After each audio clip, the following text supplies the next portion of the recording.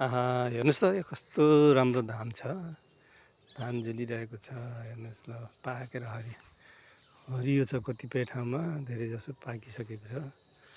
ल हेर्नुहोस् त यो हाम्रो खेतबारीमा यसरी हरियाली छाएको छ। ल हेर्नुहोस् साथीहरू, अब केही समयमा यो धान पाक्छ र सबै यो धान कहिले काट्ने भनेर सबै उत्सुक भइरहेका छन्। त्यसैले किसानहरूलाई अब पानीको वर्षात भएन भने उहाँहरूलाई सजिलै यो काम सम्पन्न गर्न सक्ने अवस्था छ। ल हेर्नुहोस्, ल कस्तो छ, हरियाली पनि छ तर पाकेको पनि छ। जताततै हेर्नुहोस् यो कस्तो राम्रो दृश्य छ। यो हेर्दाखेरि छक्कै परिरहेको छु म।